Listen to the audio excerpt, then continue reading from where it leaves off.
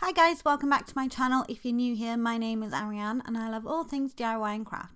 If you haven't already, make sure you subscribe and hit that notification bell so you stay updated every time I post a new video. Now that we got that out of the way, let's jump into my weekly spread for July. I've actually included 2 weeks worth of weekly spreads. I was going to do all 4 in one video, but I didn't really know how I was going to use it. If you watch my previous weekly spread ideas for June, I used 6 pages and did a Dutch door style, but I realized I didn't use the space and I didn't need as much space for planning and appointments. So I've cut it down a bit and I've just got these boxes on the one side, and this is where I'll put like priority things, tasks or appointments or things that I need to do on a given day. And then on the other side I've got a master running list or to-do list, which is what I really like to use because I prefer to have tasks, weekly tasks or things that I need to do in the week, and just jot them all down and then go through it and work towards completing them. So that's the style that I've taken this week, or for this week, sorry. And I'm just using the origami theme, which if you haven't watched my July plan with me video, I'll link it down below. Make sure you watch it. I really love how it turned out. It is so cool. I think it's one of my favorite spreads I've done so far. And I'm using watercolor just to add a bit of color, which is what I did in my plan with me video, so check that out. And it's kind of like a tie-dye style, and I use a watercolor pen, so a water pen, so you just like squeeze it because I'm too lazy to get water and put it on a brush, and it's just easier.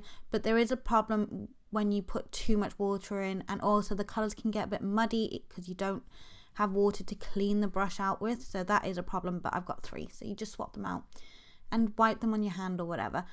But I wanted to give this effect that the watercolor is spreading across the page onto the next page a little bit, so I'm just adding some colors there.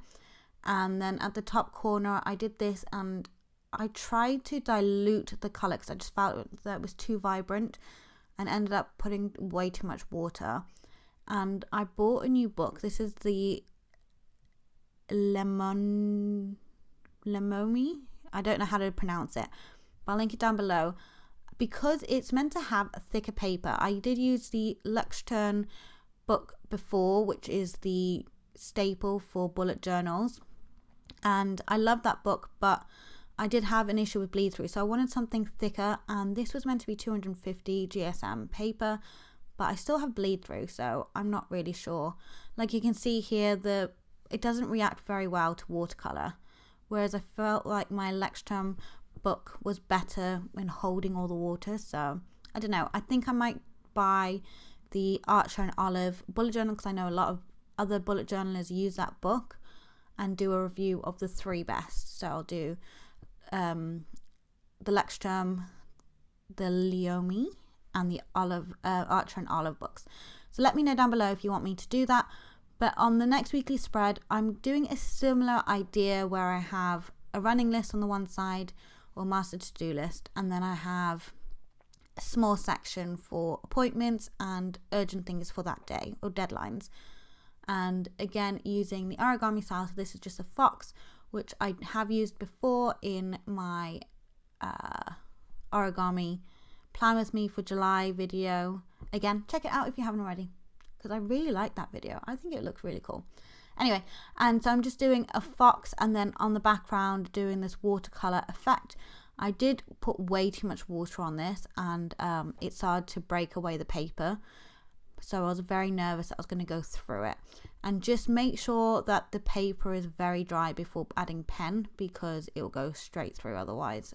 I mean, I don't need to tell you that, but just be careful. I used a hairdryer just to dry it quickly because I haven't got time to wait for watercolor to dry.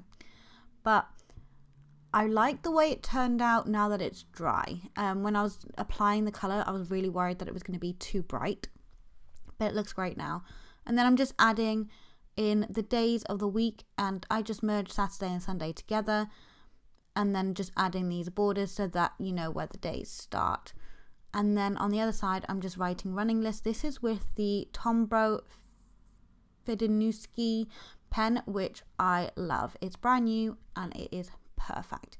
But anyway, this is just the flip through of the book and how it looks now that it's all dry, and I really like the effect that the watercolor gives. It just adds a bit of color and it just looks pretty. And yeah, so let me know down below if you like it, and give this video a thumbs up if you haven't already, and subscribe and hit the notification bell so you stay updated every time I post a new video. And check out my Instagram, and I'll see you guys very soon with my next video. Bye guys.